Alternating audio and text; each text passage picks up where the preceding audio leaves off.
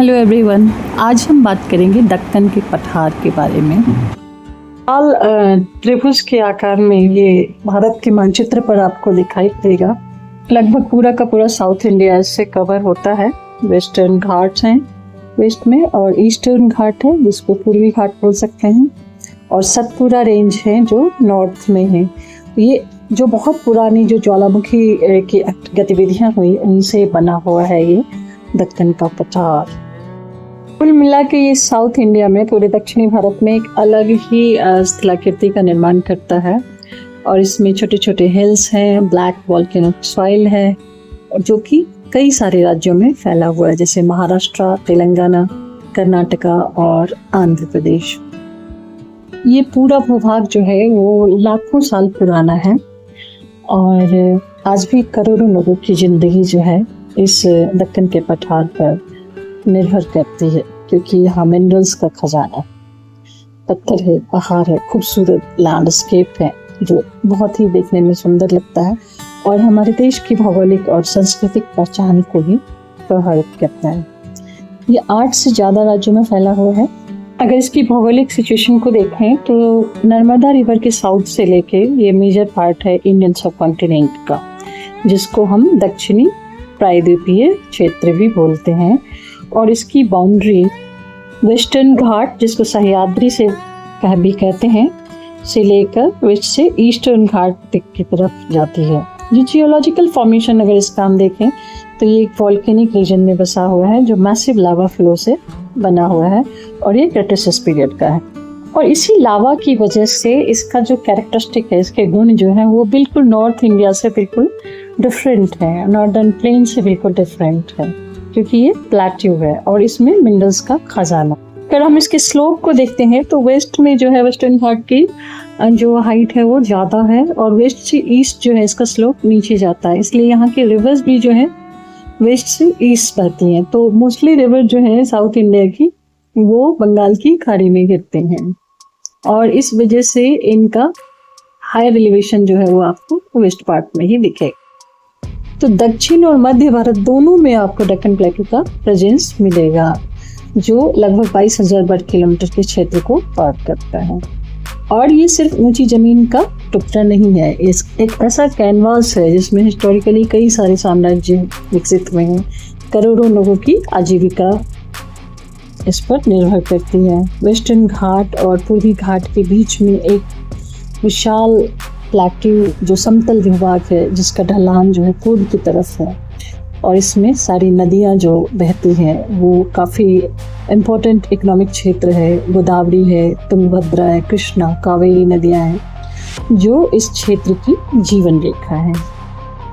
और जो नदियों से सींचा हुआ भूभाग है साउथ इंडिया का, वो काफ़ी उपजाऊ क्षेत्र है, और इसमें फिर एग्रीकल्चर भी काफ़ी ज़्यादा है। कृषि जो है, ब्लैक कॉटन यहाँ पे होता है रेगुर सॉइल की वजह से, और जो ज्वालामुखी की राख से बनी है, और ये मिट्टी जो है वो लंबे समय तक नमी को बनाए रखती है, और इसलिए ये कॉटन के लिए बहुत ज़्यादा फेमस है।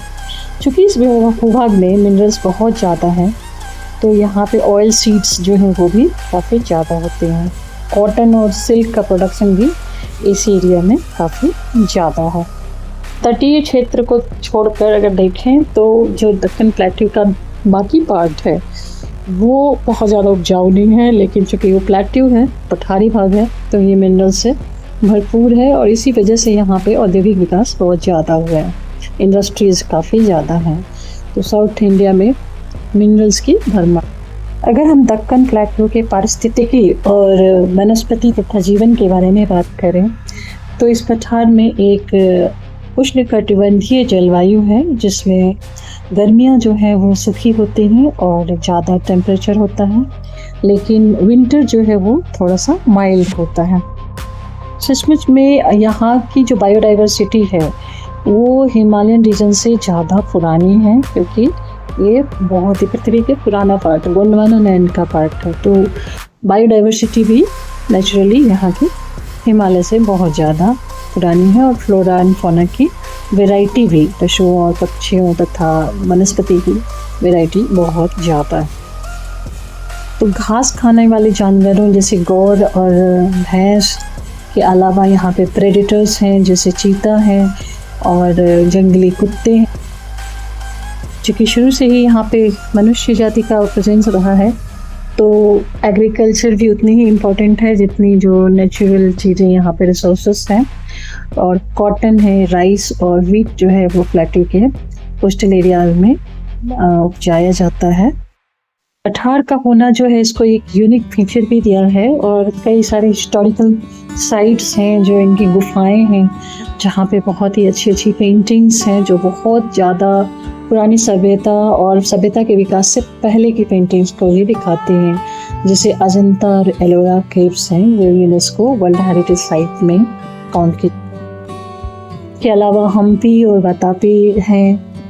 इंडस्ट्रीज़ जो है यहाँ पे बहुत ज़्यादा हैं जो माइनिंग से रिलेटेड मोस्टली हैं।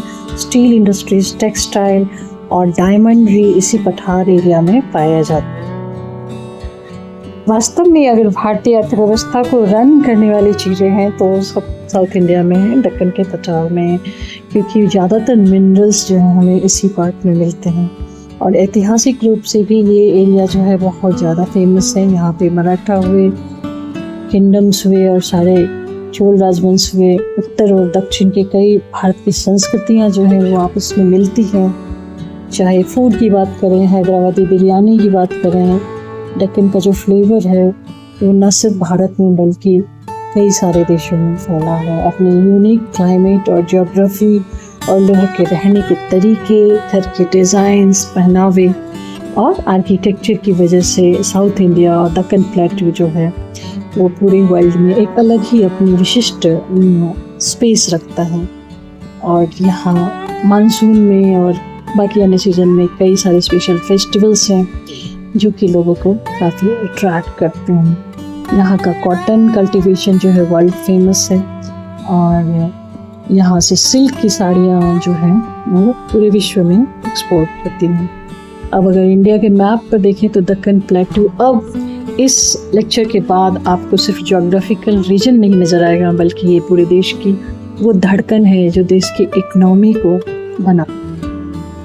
वास्तव में दक्षिणी भारत और उत्तरी भारत मिलाकर एक आपस में एक ऐसा यूनिक संबंध बनाते हैं, एक ऐसी यूनिक हिस्ट्री और कल्चर को क्रिएट करते हैं जिसमें सब कुछ है। इसीलिए भारत को देशों का देश भी कहा गया है और यही डाइवर्सिटी जो है वो इसकी एकता की ताकत भी है।